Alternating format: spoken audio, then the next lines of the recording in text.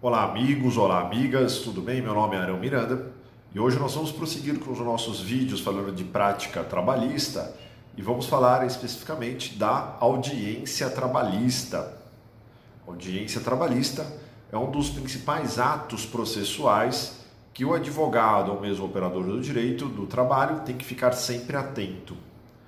A audiência trabalhista tem como regra alguns princípios básicos dentro do processo do trabalho. Dentre esses princípios, nós podemos destacar o princípio da concentração dos atos processuais.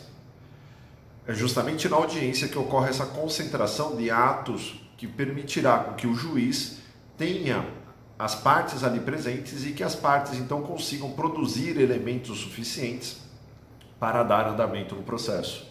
Então, vigora na audiência trabalhista o princípio da concentração dos atos processuais. Outro princípio relevante para a audiência trabalhista é o princípio da oralidade. Ora, pelo princípio da oralidade, as partes produzirão elementos e fatos ali em audiência, de forma concentrada perante o juiz. E o juiz, então, na busca da verdade real, poderá, então, questionar e arguir as partes, objetivando alcançar realmente a verdade dos fatos. Além disso, nós temos também o princípio da simplicidade dos atos. Pelo princípio da simplicidade, o juiz poderá flexibilizar determinados atos processuais que não gerem nulidade para justamente ter ali os atos ocorrendo em audiência. Ora, não vamos esquecer que na Justiça do Trabalho, nós ainda temos a possibilidade do ius postulandi, ou seja, uma das partes comparecer perante o juiz sem a presença de um advogado, sem a presença de uma defesa técnica. Isso implica com que você tenha regras então claras e precisas. Por isso, concentração, oralidade e simplicidade dos atos processuais. O nosso encontro de hoje terá como foco a audiência trabalhista, pensando numa audiência trabalhista una. Audiência trabalhista una. Mas essa audiência trabalhista una ou única, enfim, como nós vamos explicar, rito ordinário, sumaríssimo, ela poderá ser fragmentada em audiência inicial, audiência de instrução e audiência de julgamento. Tá? O importante é ter em mente o seguinte: o processo estará na fase de audiência. Então, o processo estará na fase de audiência a partir do momento em que der a citação válida. Ocorreu a citação válida, o processo está em fase de audiência. E aí o processo prossegue até termos a sentença ou a sentença dos embargos de declaração. Por que sentença? Porque a sentença do processo de trabalho também é prolatada em uma sessão de julgamento marcada para esse fim, certo? Ou então na própria audiência una, como nós vamos observar aos senhores. Então, partindo dessas premissas é que nós vamos justamente falar para os senhores sobre a audiência trabalhista. Cabe uma última ressalva que nós estaremos passando para os senhores as regras básicas previstas na CLT atinentes ao processo do trabalho e à audiência trabalhista. Contudo, é importante destacar que é possível que um juiz ou outro adeque essas regras, esses procedimentos e essas determinações que a CLT implique a sua realidade ou a realidade eventualmente da vara, de forma a tentar validar os atos processuais, objetivando novamente economia processual e celeridade. Tá? E celeridade. Então, passada essa parte introdutória, vamos justamente falar da audiência trabalhista. A audiência trabalhista, ela se inicia, como nós mencionamos, com a presença das partes ali em audiência. Mas tem uma etapa anterior bem importante, que é a etapa da possibilidade de ocorrer exceção de incompetência territorial. Vamos falar rapidamente então da exceção de incompetência territorial e aí numa segunda etapa nós começamos então a falar da audiência trabalhista.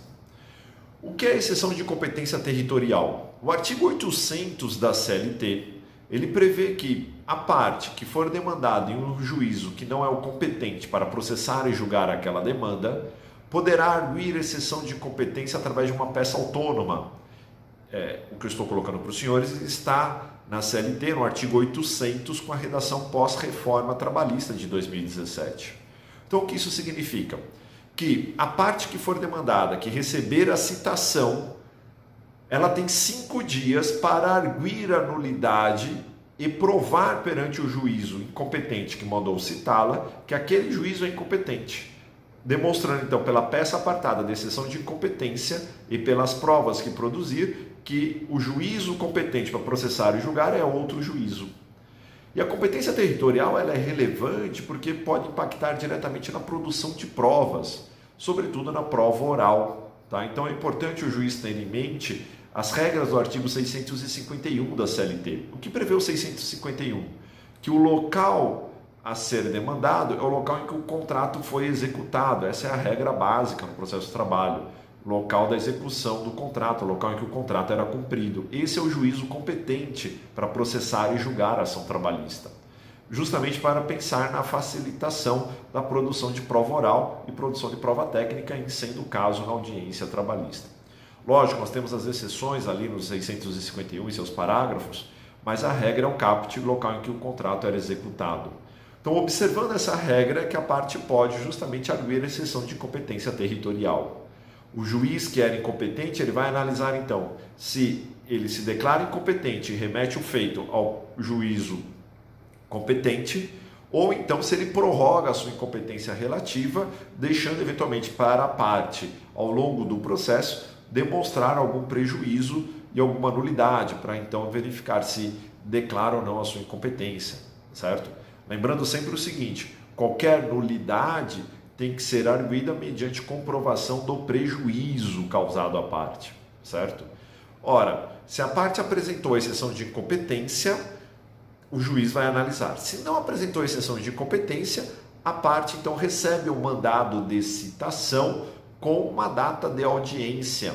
E nessa data de audiência constará, em regra, se a audiência é una, se a audiência é inicial e, eventualmente, ou única, dependendo do rito adotado. Tá? Então, haverá nesse mandado de citação essa informação. Lembrando o seguinte, a citação na Justiça do Trabalho, em regra, é uma citação postal. Essa é a regra da Justiça do Trabalho. Então, o prazo que se conta para arguir a exceção de competência territorial são 5 dias a contar do recebimento da citação postal, certo? Que terá a sua prova depois nos autos através do AR, que é o aviso de recebimento dessa citação postal, certo? Ora, partindo dessa premissa de que houve a citação e que não houve exceção de incompetência, nós vamos então justamente para o dia e horário designado para a audiência trabalhista. E é a partir daqui, então, que prosseguimos com o próximo vídeo.